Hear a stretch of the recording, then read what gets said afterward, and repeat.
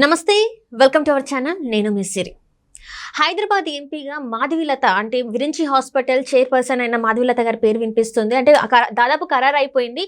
అయితే ఏంటి అసలు మాధవీలత గారిని ఎందుకు ఎంచుకున్నారు? ఈ అంశాన్ని మనకు వివరించడానికి మనతో పాటు ఉన్నారు టీడీపీ స్పోక్స్ పర్సన్ ఏఎస్ రావు గారు. నమస్కారం సార్. సార్, హైదరాబాద్ ఎంపీగా మన మాధవీలత గారిని ఎంచుకోవడం జరిగింది బీజేపీ నుంచి. అసలు అంటే ఎందుకు మాధవీలత గారిని ఎంచుకున్నారు? అంటే సడన్గా ఇంతవరకు అంటే ఎప్పుడు తన రాజకీయాల్లో లేరు, ఒక హాస్పిటల్కి చైర్పర్సన్గా ఉన్న వ్యక్తిని ఎందుకు ఎంచుకోవాల్సి వచ్చింది సార్? ఇప్పుడు బీజేపీ పార్టీ కేఏపాల్ పార్టీకి బీజేపీ పార్టీకి చాలా డిఫరెన్స్ ఉంది కదమ్మా. కేఏపాల్ పార్టీ ఎన్నికలను ఇచ్చేవాళ్ళంటే ఎవడు దొరకడు కాబట్టి ఎవరినో తీసుకొచ్చి పెడతారు. ఒక మిమిక్రీ ఆర్టిస్ట్నో జోకర్ని ఎవరినో పెడతారు. బీజేపీకి ఏం గతి పట్టింది? ఇప్పుడు బీజేపీ రాష్ట్ర నాయకత్వం అనేది ఒక ఏజెంట్ చేతిలో, ఒక బ్రోకర్ చేతిలో, ఒక కోవటి చేతిలో ఉంది బీజేపీ రాష్ట్ర నాయకత్వం. ఎందుకంటే గతంలో చూడండి, 1+1 ఒకటి లేకుండా 2 సీట్లు తప్ప బీజేపీ గెలిచిన దాఖలాలు లేవు.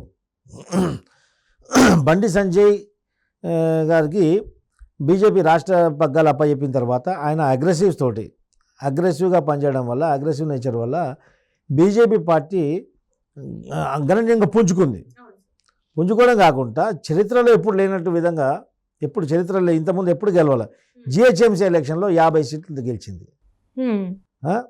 అలా గెలిచినప్పుడు మొన్న బండి సంజయ్ గారిని కంటిన్యూ చేసింటే ఇట్లా బీజేపీ ఈరోజు ఖచ్చితంగా అధికారంలో ఉండేది. ఈరోజు తెలంగాణలో అధికారంలో ఉండాల్సింది బీజేపీ. ఈ కిషన్ రెడ్డిని ఆ రాష్ట్ర పార్టీ బీజేపీ రాష్ట్ర పార్టీ యొక్క నాయకత్వాన్ని మార్చడం వల్ల, అధ్యక్షుని మార్చడం వల్ల, కిషన్ రెడ్డి ఎవరు? BRS agent, MIM agent. రండ కొడుక ముండ కొడుక అన్నాక కూడా నోరు విప్పనటువంటి నాయకుడు నాయకత్వం వహిస్తాడా? నువ్వు ఎంత దాసోహం పలుకుతే నీకు ఆ విధంగా మాట్లాడితే నువ్వు సైలెంట్గా ఉంటావు అంటే నువ్వు శాతగాని వ్యక్తివి కదా. ఓ సోడిగా అన్నాక కూడా నీకు చేతగా అన్నప్పుడు నీకు ఏం చేస్తాం చెప్పు?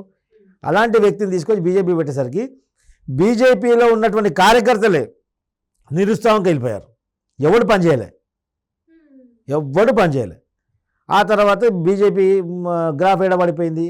కేవలం ఆ పడ్డ ఓట్లు కూడా నరేంద్ర మోదీ గారి యొక్క ఫేస్ వాల్యూతోటి ఓట్లు పడ్డాయి. అవి ఆ లోకల్గా ఉన్న నియోజకవర్గం క్యాండిడేట్ల యొక్క ఇంపార్టెన్స్ వల్ల ఆ 8 సీట్లు రావడం జరిగింది. కిషన్ రెడ్డి అగ్రకుల పక్షపాతి, రెడ్డి కుల పక్షపాతి. అణగారిన కులాన్ని, అట్టడుగు వర్గాలని అణగదొక్కే నాయకులు. పేరు వెనుక రెడ్డి ట్యాగ్ ఉంటే వాడు సపోర్ట్ చేస్తాడు కాబట్టి వేరే వాళ్ళకి, బీసీలకు వ్యతిరేకం కిషన్ రెడ్డి. నిలువెత్తు నిదర్శనం మీరు ఈరోజు చూడండి, 8 మంది ఎమ్మెల్యేలు గెలవడం జరిగింది. దాంట్లో ఫ్లోర్ లీడర్ కావాలి. ఎవరు కావాలి ఫ్లోర్ లీడరు అన్నట్లే? ఎవరు 8 మందిలో ఎవరు సీనియర్ ఉంటే అందరూ 8 మందిలో 7 ఎమ్మెల్యేలు ఈ మొదటిసారి గెలిచిన వ్యక్తులే. అసెంబ్లీలో ఒకసారి కూడా మాట్లాడే దాఖలు, అసెంబ్లీ రూల్స్ కూడా వాళ్ళకి తెలియవు. రాజా సింగ్ 3వ సారి గెలిచాడు. రాజా సింగ్ అక్కడ ఫ్లోర్ లీడర్గా ఉండాల్సినటువంటి వ్యక్తి. గతంలో గత్యంతరం లేక ఒకటే గెలిచాడు కాబట్టి నీకు ముఖం ఎక్కడ పెట్టుకోవాలో తెలియదు కాబట్టి, నీ పరువు పోయింది కాబట్టి, నువ్వు కూడా ఓడిపోయావు కాబట్టి ముఖం నల్లగా అయిపోయింది. రాజాసింగ్ మీద అక్కసవేళ్ళు చెప్పావు. ఈరోజు రాజాసింగ్ గెలిచి రాజాసింగ్ ఫ్లోర్ అయితే రాజాసింగ్ ఇంకా ఫ్లోరిష్ అయిపోతాడని రాజాసింగ్ని పక్కకు పెట్టి ఒక రెడ్డి ట్యాగ్ ఉందని చెప్పేసి ఒక రెడ్డిని తీసుకొచ్చి నువ్వు ఫస్ట్ టైం ఎమ్మెల్యేకి, అనుభవం లేనటువంటి ఎమ్మెల్యేకు నువ్వు ఫ్లోర్ లీడర్ చేసావు. అదేవిధంగా ఈ యొక్క కిషన్ రెడ్డి ఏ విధంగా కార్యకర్తలను ఏమనడు, ముంగట రామ అనుకుంటూ కూర్చుంటాడు. సైలెంట్ కిల్లర్ అన్నమాట కిషన్ రెడ్డి. కార్యకర్తలని మానసికంగా వేధించి, హింసించి చంపేస్తాడు. గతంలో జిహెచ్ఎంసీ ఎలక్షన్స్లో 50 కార్పొరేటర్స్ గెలిచిన తర్వాత ఫ్లోర్ లీడర్ అనౌన్స్ చేయలేదు. దేవర కరుణాకర్ అంటే మా కార్వా నియోజకవర్గానికి సంబంధించి దేవర కరుణాకర్ ఫ్లోర్ లీడర్ కావాలని చెప్పేసి పక్కకు పెట్టి ఆయనను వేధించి వేరే ఒకరి పేరు అనౌన్స్ చేయడం వల్ల ఆయన మనోవేదన చెంది హార్ట్అటాక్ వచ్చి చనిపోవడం జరిగింది. ఈ విషయం, ఇది నగ్న సత్యం. బీజేపీ కార్యకర్తలు అందరికీ కూడా తెలుసు. కార్పొరేటర్ దేవర కరుణాకర్ యొక్క మృతికి, మరణానికి కారణం కిషన్ రెడ్డి అని చెప్పేసి క్లియర్గా అందరికీ తెలుసు. ఓ బీసీ సామాజిక వర్గానికి చెందినటువంటి వ్యక్తి దేవర కరుణాకర్ కాబట్టి కరుణాకర్ని పక్కకు నెట్టడం, వేరే ఒక వ్యక్తిని తీసుకొచ్చి నువ్వు ఫ్లోర్ లీడర్ అనౌన్స్ చేసిన నెక్స్ట్ డేనే ఆయన హార్ట్ అటాక్ వచ్చి చనిపోవడం జరిగింది. ఇలా కార్యకర్తలను హతమారుస్తున్నాడు కిషన్ రెడ్డి. అదేవిధంగా ఈరోజు రాజాసింగ్ అక్కడ కాంటెస్ట్ చేస్తే ఖచ్చితంగా దేశవ్యాప్తంగా మళ్ళీ రాజాసింగ్ ఫ్లోరిష్ అయిపోతాడని చెప్పేసి రాజాసింగ్ వ్యతిరేకంగా మాధవిలతను తీసుకొచ్చి పెట్టాడు. ఎవరా మాధవిలత? అంటే మన హిందూ సాంప్రదాయాల సనాతన ధర్మం గురించి చాలా ఏ విధంగా పోజులు కొడుతుందంటే హైందవం అనేది ఆమెకే తెలుసు, ఇంకా ఎవరు తెలియదు, మేమందరం ఇప్పుడే పుట్టినాము, హైందవ సంస్కృతిలో మొత్తం ఆమెనే పుట్టింది, ఆమె నేర్పితేనే హైందవం నేర్చుకున్నట్టు ఉంది. ఆ విధంగా ఆమె చేస్తుంది. అంటే హైదరాబాద్లో నివసించే వాళ్ళకి ఎవరికి పూజ చేయడం తెలియదు, పూజలు పునస్కారం ఎవరికి తెలియదు, ఆమెకే తెలుసు.